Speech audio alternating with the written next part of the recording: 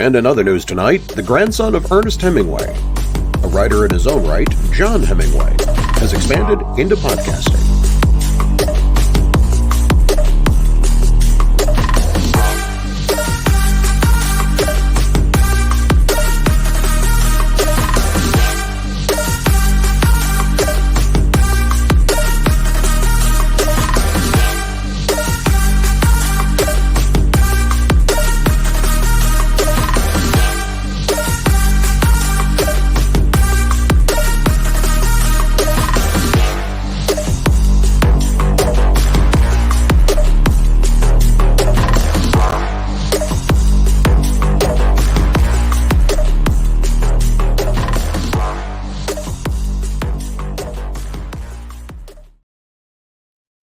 There he is.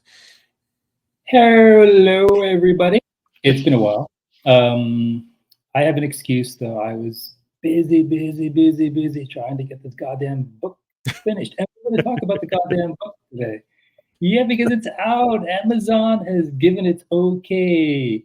And we're going to chat about that. We're also going to talk about the upcoming Hemingway Days down in Key West, where Mr. Merchant is going to win this year. Oops, wrong button. Sorry, folks. There we go.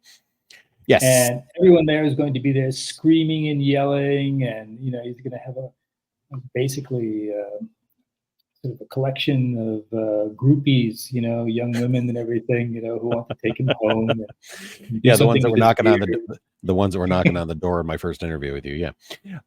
Exactly. Yep. And then he's going to promise them a career in Hollywood and things like that. Yeah, this is getting kind of retro. I understand, but you're the one with the connections. I'm just the big voice. That's all. Yeah. So, all right, that's the good news. Yeah. So Hemingway Days. Before we wander too far here, Hemingway Days this year it's actually the 17th this year. We start our festivities with Lookalike Society on the 18th, but it's the 17th through the 21st of July. That is Thursday through Sunday. Your grandfather, Ernest Hemingway's birthday, was on the 21st. And he'll be how old this year? 125. Yeah. There are rumors. It would have been. Yeah, there are rumors like him and Elvis are they're hanging out. Exactly. He and Elvis are hanging out in the back room at Irish Kevin's. Yeah, I've heard those. Yeah, in one of the big hotels there. Yeah. Supposedly, I've heard that he's still alive, and he's in. I've heard that he's at some backwoods cabin outside of Ketchum. I've heard that he's living in the Ritz-Carlton in Paris, and I've heard that he is he's going by. Oh, what was the character's name? He's got pronouns. Yeah. I heard he was going by he's non-binary. Oh, I'm drawing a total blank. It's not Nick Adams, it's the other one that was River. No. Anyways, I've heard that he's living in I've heard I've heard Idaho, I've heard Montana, and I've heard Kansas City. Yeah. In fact, he started with the Kansas City Star. The person who everyone knows as Patrick Hemingway Adams is in fact Ernest Hemingway, but rejuvenated. Aliens did it. They came down. And I mean, I think even Patrick is kind of amazed at what's happened. He was 24 years old, and next thing you know, bang, he's back in his 30s. There we go. Yeah, there he is. There he is. Well, I follow him over. I follow him on Instagram, and he is a part of the crew at Field Ethos magazine, and he's going to be down in Key West this year for Hemingway Days, as is his brother, Stephen. And Stephen may or may not have saved me from proposing to a rather cute blonde bartender at 2 a.m. when we did the Duval Crawl. But yeah. You shouldn't follow Stephen for those reasons. Yes, No. He'll put you under the table any day. He will. Yeah, there are some things that are obviously genetic in your family. Drinking is one of them. The guys the next day were watching me and they're like, "What's going on?" I went drinking with Hemingway. Like, you're kidding, right? No, don't do that. This Um, desire you had, to be young again and everything, and so you said, "Okay, I'll Yeah, I do put have him 20 through the years on ringer." him. Yeah. Yeah, I do have 20 years on him, and believe me, at the end of the night, I felt all 20 of those years. Mm. But no, I mean both of them great guys. I was hoping to go hunting with Hemingway. I'm calling it hunting with him. Hunting with I thought you said humping with him. no hunting. Yes, here Humping. allow me to adjust the doohickey on my microphone so that way my T's and P's don't get confused.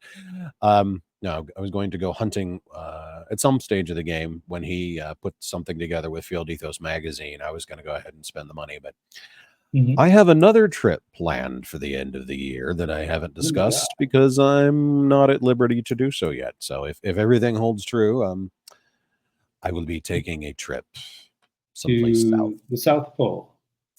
Not quite that far south. It is markedly warmer where I plan on going in December. In December. That would be Argentina. Not that far south. Well, it is warm there. It is. It is. Well, I mean, there's some cold spots too, but no, I'm planning on a trip to. Well, we're just simply going to say to the South south. Africa. No, No. going to stay on this side of the date line, and Mm. it's going to be yes. We call this foreshadowing in the author world here, folks. But I'm taking a trip in December with a group of serial do-gooders, and we're going to try and do some good in a. It's not a third. Well, it's a second world country, an impoverished nation that has been that way for about 60 years now. 60 years. Cuba. I don't have all of the documentation yet. We're going to leave it at that. Once things move forward. You don't really need a lot of documentation to go down to Cuba. Well, you don't. Your last name's Hemingway. Yeah. No, I've got a Canadian passport too, so they don't really care. Yeah, there's that. Yeah, they don't care about you. Me, different conversation. Mm-hmm. Yes. Had that one Canadian girl I was dating for a little bit, and I worked at Tanya, call me. Anyways, so John, tell me about your book. Well, this book, okay, this is the only copy of it I have for the time being. It's a proof. It says you can't sell it otherwise we'll come and take it away from you. Right. And the cover is was made by a group called getcovers.com. And guess where they're located? In Kiev, in Ukraine. And they are very, very good and very reasonable. Very reasonable, very fast. And I really liked what they came up with. So what you're telling me is the woman that is on the front cover of this thing does not actually exist on this side of the planet?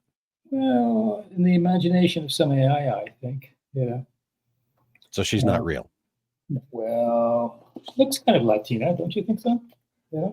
Some sort of Latina or possibly Russian, Ukrainian, something like that. But she's not real, which is a hard time, which is a problem for me because I was kind of hoping to. Yeah, right. Look, she's one of the characters, definitely. Mm-hmm. Well, as I think I mentioned already in the podcast that we did on the book, that both of these books, okay, the one that I just showed you, and of course this one, which Murder on the Florida Straits. Yes, they are two different sides. You could say they're two different sides of the pandemic. There, in that I thought, well, no one seems to be writing about this. Maybe it's because they've had enough of it, John. Yeah, something like that. Yeah. The first part dealt with what I call the Miami medical murders. Okay, doctors that were being killed because of certain factions of the elite of the WEF or whatever you want to call them, the globalists. Right. And so one of these doctors decides, well, what the hell's going on here? And so he hooks up with someone else, and they start doing a bit of vigilantism of their own. Well, they try to, at any rate, while the doctors are getting mowed down one by one, along with nurses. And it doesn't work out in the end. They try to get a lot of bankers, and they have a big sort of tuda down in one of the islands near Key West. And actually, it used to belonged to a very rich personality who owned half of the town, and he gave it away to, I believe, the University of Miami for parties or something. Okay. And that was that. Okay. And so because I mean, I thought, all right, let's do something which is, in the noir genre with a lot of drinking and a lot of, low lives and a lot of, dive bars and beautiful women and guns, of course, and the Everglades too, because we're talking about South Florida. And that was the first book. And so I thought, well, let's write a sequel to it. And in the sequel, however, not so much, they're still dealing with the medical murders, but not as much as they were before. This time, what they're really worried about is the southern border of the United States. Because, as some of you know, quite a few tourists, shall we call them, or illegal immigrants, or people who are just coming here to learn English. Undocumented guests. Yes, they flocked over the border, and there were English teachers to greet them, and they had their first class there as soon as they crossed the border, and they were given texts, grammar texts, and then also audio cassettes, things like that to learn, to get the right accent and everything. And they say that this has been working wonders. Okay, they have so integrated in our society that we can't even tell the difference anymore. You think you're talking to someone who is a pure American. Okay, it doesn't matter what color he is and everything, but in fact, he is an illegal from China, or from Iran, or from Venezuela, anyway. So this is something which I would say is a plus from the Biden administration, that they have schooled so many millions of people who have literally walked across the border. And one of the people who walked across the border is also a character in this new book, and his name is Nelson, and he's from Caracas in Venezuela, and he belongs to a gang there called El Tren de Aragua. And this gang, in real life, actually has already found a place, reason to be in Miami, and I think they've already killed someone too. So this is in the book, but also in reality. Okay, this is how I heard about them. So I thought, oh, perfect. Okay. So what is the name of the gang again? The gang is El Tren, de Aragua. Which translates into what? The train of Aragua. The train of Aragua. Okay. No, that's what I thought it was, but it's my Spanish.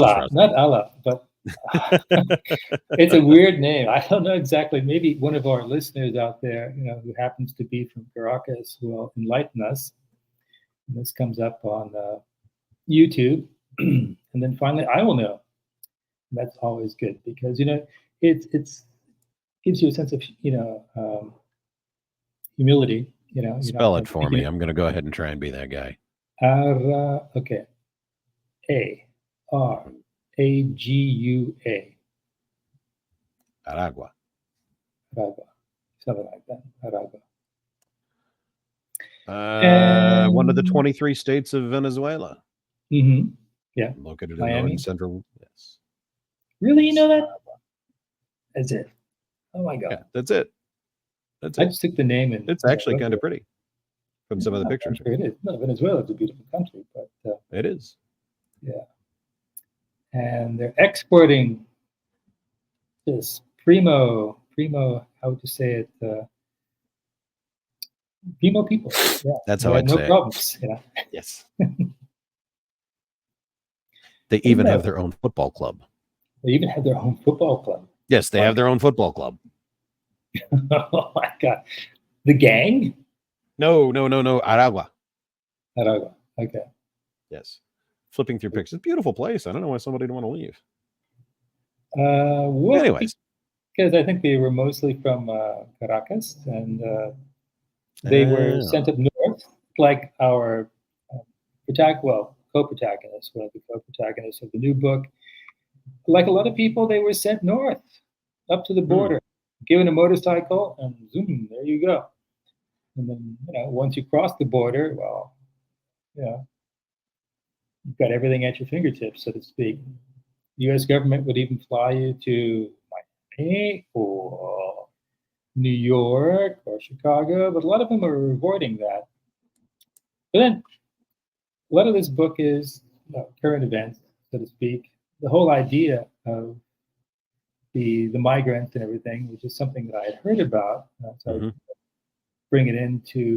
I decided to bring it into the narrative, and it worked out because he's a young guy, whereas the protagonist of the book is Ron Echeverria. Now, he is someone who worked in naval intelligence. He was a Marine before that. He is also the brother of, if you read the book that went out before that, Murder on the Florida Straits, he is the brother of one of the doctors who was killed in one of the gun battles. Okay. And the book starts out with someone calling him up at night after he's been basically bar hopping in Tucson, Arizona, and is absolutely drunk. And he hears his phone ringing, and he's just really teed off. And he picks it up. The person tries to talk to him, and he hangs it up. And then the second time he picks it up, and he says, "Oh, your brother's dead." And he's just thinking, "Well, yeah, fuck you." Stop with the jokes and everything. Finally, he does to pick it up, and he starts talking to this person.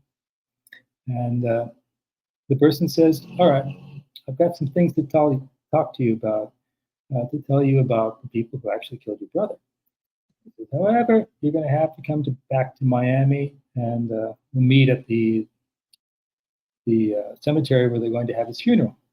And so he does that, and then it begins his journey in Miami, and he meets this woman who is somewhat into bondage and things like that. And then he finally also meets one of the protagonists of the previous book, which was Dr. Eddie Diaz, the guy who went windsurfing his way from Havana to Key West. And they start forming their own group. And I'm not going to give up too much of it, but let's just say that it is a bit of sleuthing, a bit of luck, and a lot of drinking, because I've added some new bars there. There's one. Oh, what the hell is that thing called? Well, they had a drink. It's called the Cincinito or something like that, and it was very sort of Asian, but at the same time sort of Latino. Right. So Miami's full of these places. Thank God for that. And this was before the flooding, where everyone started to go surfing on the roads. Did you see that one thing of this guy who gets on a surfboard and he ties it up to a car, and the car is taking him along? Yeah. And he's Yeah. yeah. Yeah, they've had a lot of water in Florida recently. A lot of water sports. Yeah, water sports in Miami.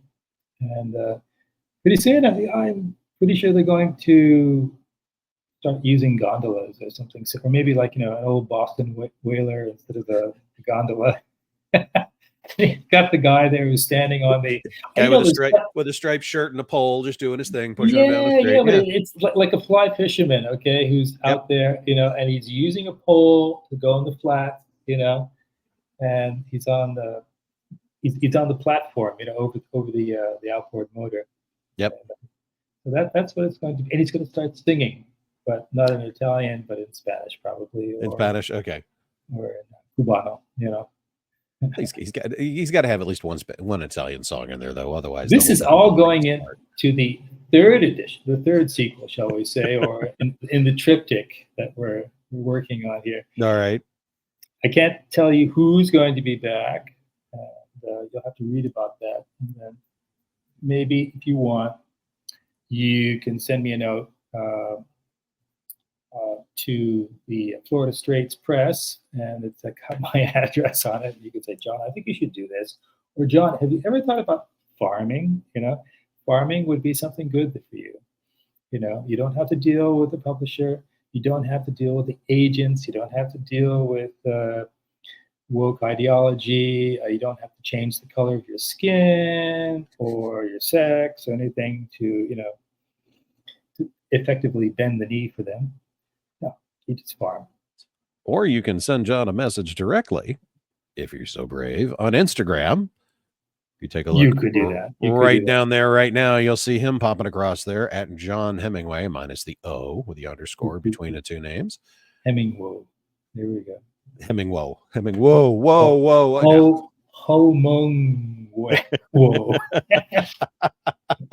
Hemingway. Yeah, there we go. So you are definitely planning a third in the series. Well, I'm thinking about that. But on the other hand, I thought, I'm going to Europe. I'm going to be there for 3 weeks at least. No, almost 4. And I thought, well, okay, it's a good refresher course. I've been reading a lot of Italian lately and boning up on that. And then I'll also be going to Madrid and then to the Fiesta, the real Fiesta, not the Hemingway days, but, the real running with the bulls, where they're these enormous, what the hell would they be? That would be something like 700, 1,400 pounds, thereabouts. Yeah, so 700 kilos, you're about 1,500 pounds. Yeah. Okay. You can toss you. They can toss you in the air like if you're taking a pen and just throwing a big pen up in the air or something like that. They're that strong, that fast, that nasty. Yeah. The breed of bulls that they use over there for the running and then for the bullfight afterwards, it's just they're big, they're bad, they're mean. We do have something. I mean, the Mad Angus is here. You mean the bulls that you guys use? No, yeah, well, yeah, exactly. The U.S. we do have a few that are that big, but it's those bulls are bred for fighting. They're not bred for beef. They're bred for the run and they're bred for the fight. I mean, yes, but eventually they're eaten, obviously. They're not bred for that. They are bred for the bull ring. They told me that you can't use the meat at first after they have been through the trauma of the corrida because there's too much adrenaline in it.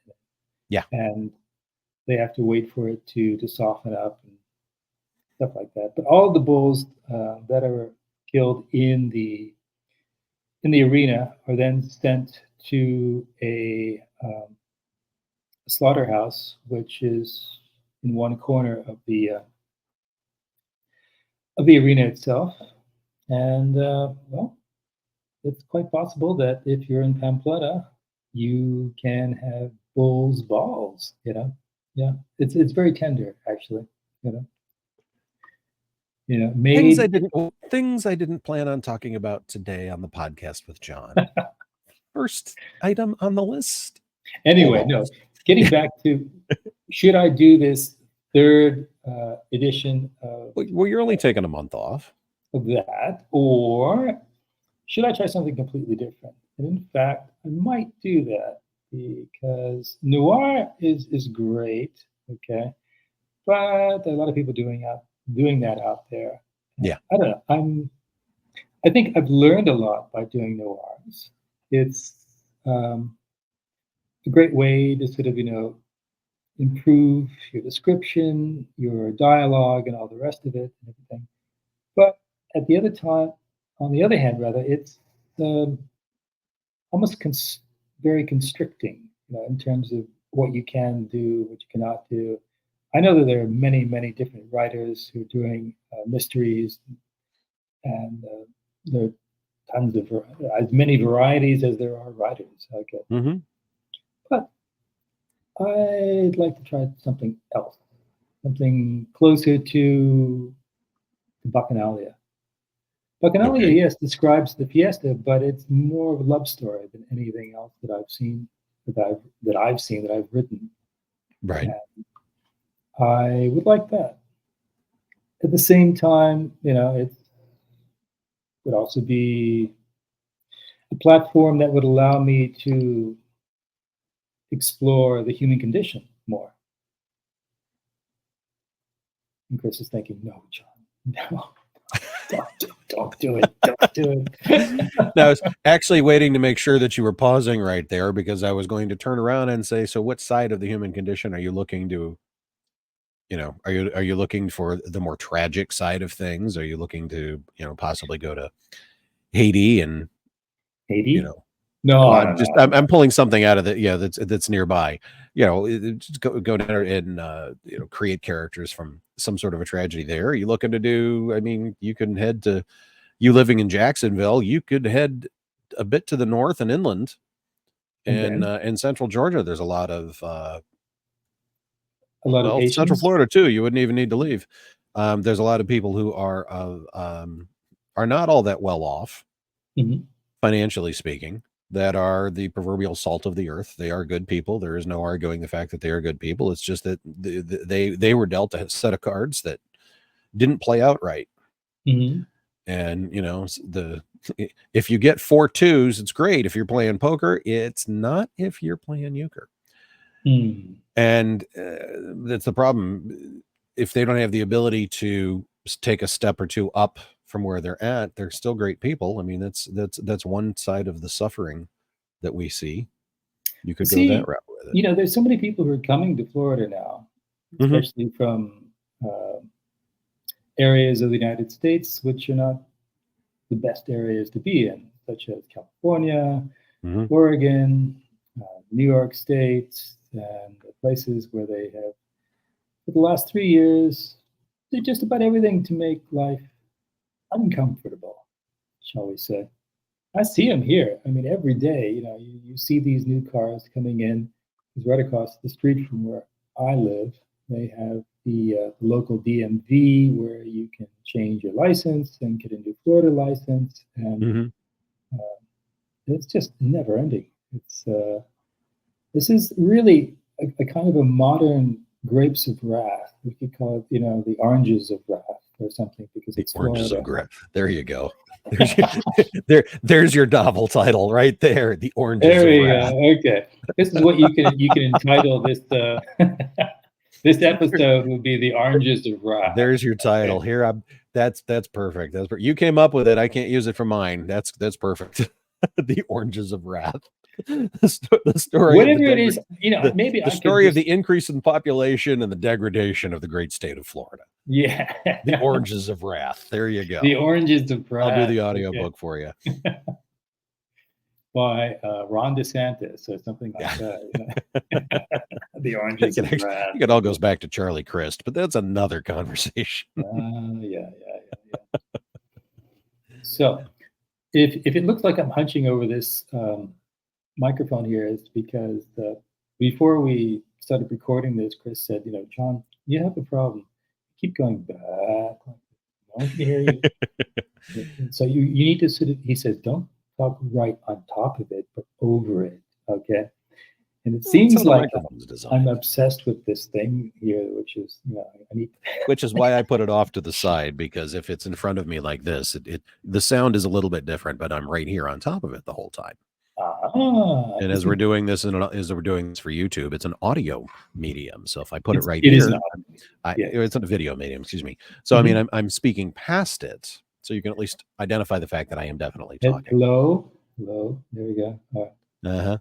Yeah. Just give him a sideways. Keep in mind, folks, for the first 20 minutes that John and I were on this thing, he didn't have his headphones plugged in, and he couldn't figure out why he couldn't hear me.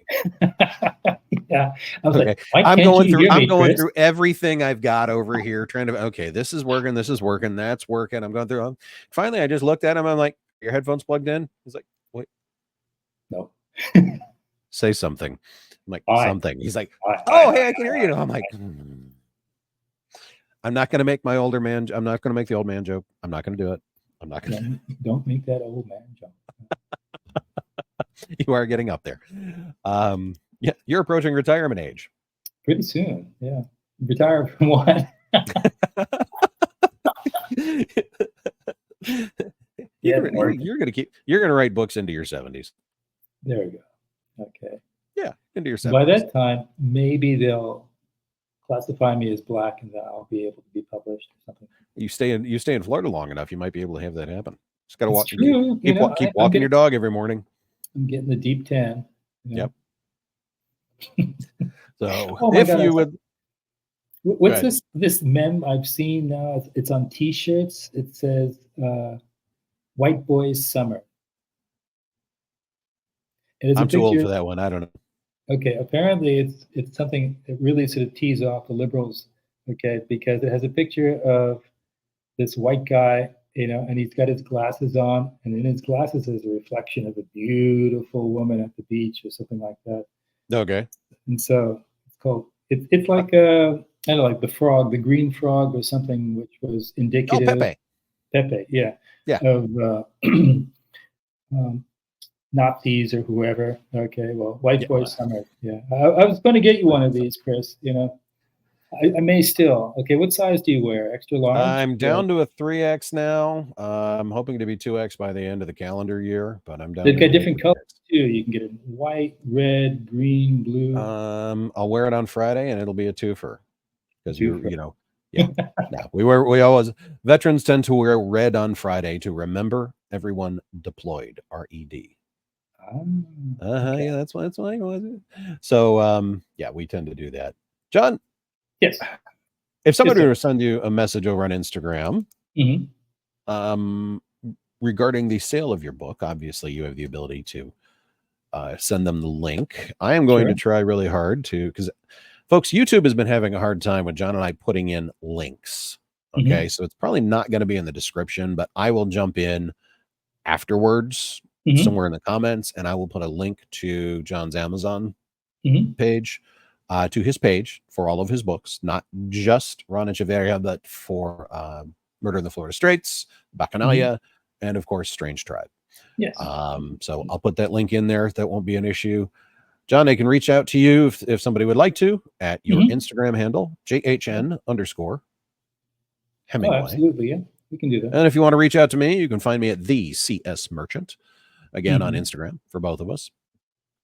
Also, just for argument's sake, if you've got anything you need to reach out to either one of us about, you can send me an email if need be. You can send it to my Yahoo email. It's csm234 at yahoo.com. John, Yes, sir. anything else to add before we sign off? No, I think it's been a good broadcast. Good broadcast, yes. Yes. Short, sweet, and to the point. It's called Ron Echeverria. Let me push the right button here because the one I just pushed almost ended this early. There we go. Ron Echeverria. No, I'm sorry. That went French. Echeverria. You can find it on Echeverria. Yeah, because you have the accent over the I. Okay. Echeverria. I don't know where I found this name, but I really thought it's cool. Yeah. You just got to make sure it's not something ugly in French or in French if you're Spanish, but you know how it's like the French, it's like say, the word. Garde l'Echeverria. It's like garde la creux. Okay. Yeah. It's like the what is the word? The French word for seal. Seal. Phoque. But if you Isn't pronounce it, it's fuck. Yeah, fuck. Phouque. I believe in Italian it's the same thing. Fuck. Okay. Yeah. It's something like, yeah, it's one of those. It's like it's the only word that wanders across to where it's a negative, if you will, in a language. I mean, it's not like I can sit here and start, I start screaming Tabarak if you're Quebec. You remind me of this, and I'm thinking all day. I'm screaming, seal, seal, seal, seal, seal this, seal you, This is what you're looking for, folks. If you're over on Amazon, this is what you're looking for if you're over on Amazon. The Ron Echeverria story. Yes, he has it for sale right now in paperback for $13.50. The Kindle version. I realize that people are hurting these days, and so I just cut it down $1. Maybe I'll get it down to $3 pretty soon. There you go. Because the economy is just doing fantastic, according to the president of the United States at the moment. Everything's cool, everything's jiffy. Yes, everything is spick and span, and that we're just like, what was it? Everybody's working overtime. Who's that guy who used to sing that song? I don't know. The past week, I've kind of been more a Johnny Paycheck, take this job and shove it kind of attitude with a lot of things.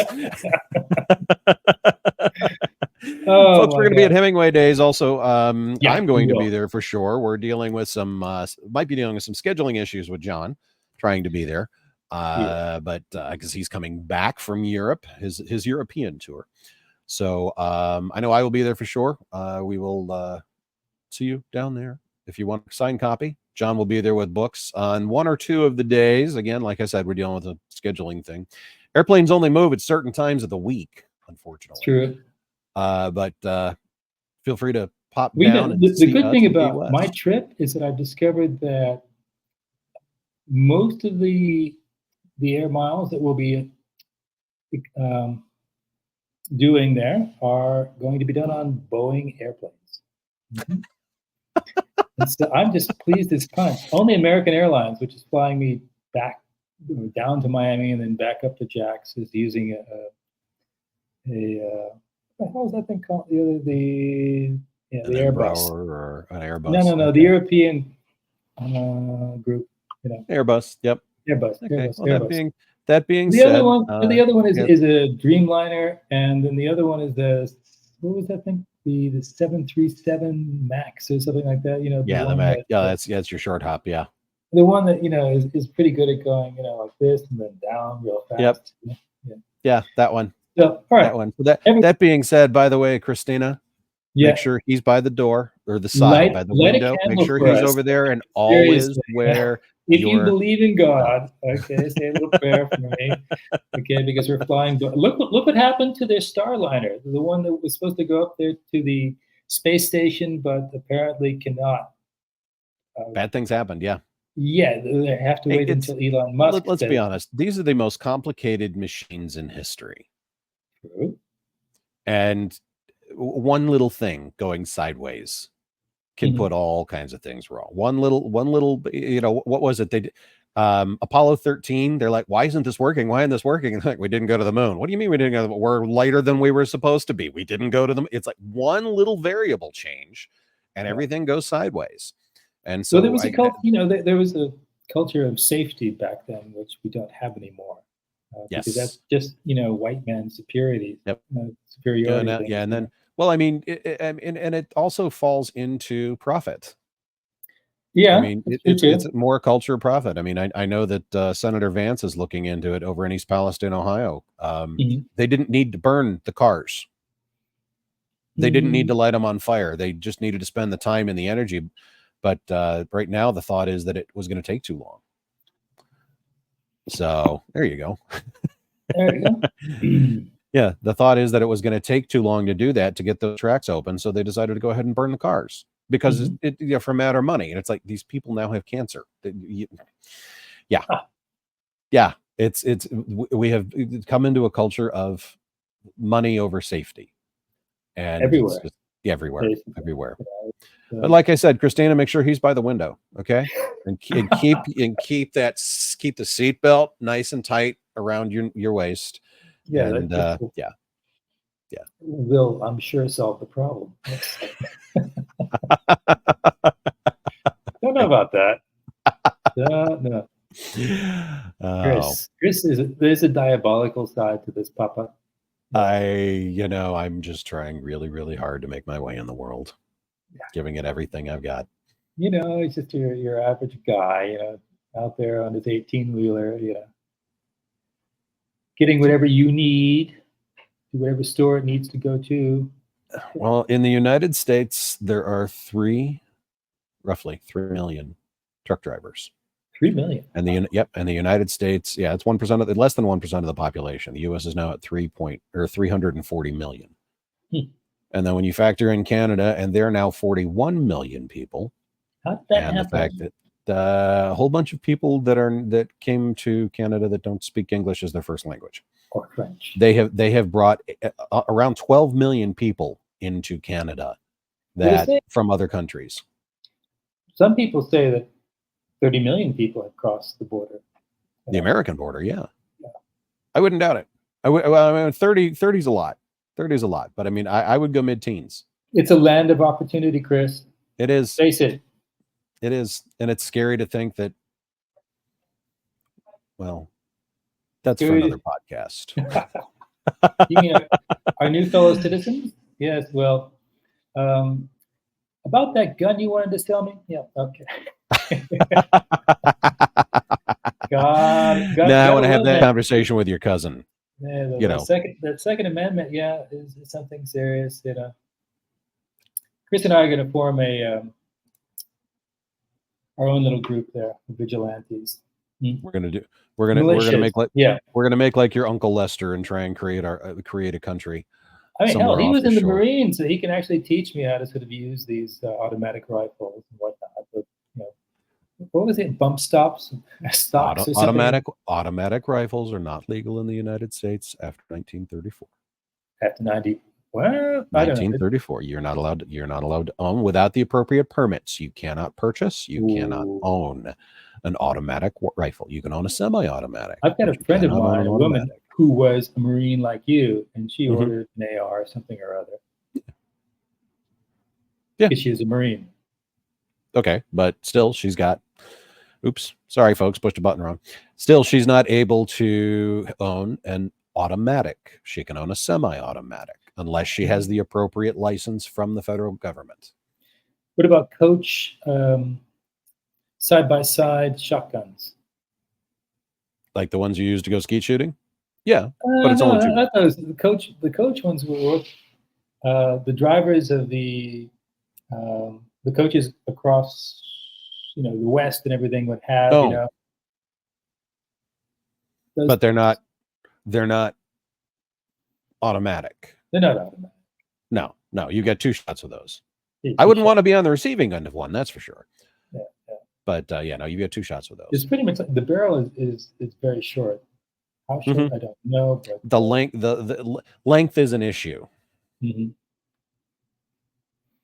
That's okay. Really we got to cut this off because now it's like, oh, we'll only be 20 minutes now. Looking at it's 41 minutes. Okay, look, people have to eat. They have to work. They have to take care of their kids. Maybe. Speaking of which, John needs to eat. The book you're looking for is on Amazon. Yes. Ron Echeverria. A Miami story. Okay, because this is exclusively set in Miami. Whereas the one before it, a bit of Havana, a bit of Key West, a bit of Miami. This one, I thought, let me get back to my roots and my rock and my reggae, you know. That being said, you can find us again over on Instagram. Just take a look down below. John, enjoy your vacation. Peace and long life. Live long. You're going to say live long and prosper. That's the bad thing to say because I'm going to be traveling on a Boeing. No, I don't even kid about it. I can't even kid about that. That is just too. I don't know how to think about that. Well, your grandfather survived 2 crashes in under 24 hours. You should be fine. But he wasn't flying Boeing.